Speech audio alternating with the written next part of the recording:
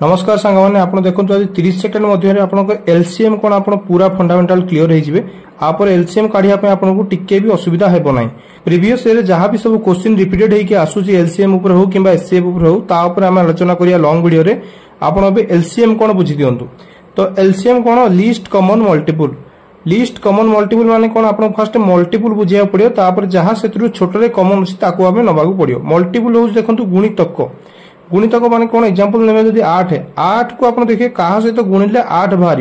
तो देखो एटा 2 को 3 थर गुणिले 8 बाहर 2 2 4 4 2 8 ठीक अच्छे। ए कॉमन देखो दीटा रहा माने सेटा कॉमन एट्रु गोटे आम नवा ठीक अच्छे।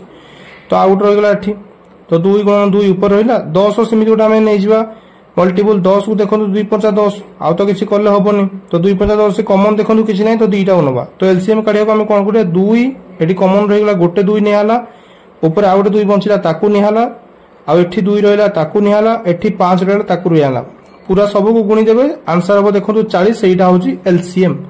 आपण ना छुआ बेले आम जिन काढ़ुले से भाया काढ़े देखिए 8 10 लिखिदेवे कौ पणिका कटुची आमर 2 को पणिका कटुची देखो 2 2 4 2 5 10 पुणी आउ 4 को पणिका थे काटिदेवे 4 के 4 5 को तलू ओल्लेदेवे आ तो कटोनी देखो 1 5 रहा कटोनी पूरा ऊपर दीटा गुणे हम गसागु पूराटा गुणिले हम लसागु।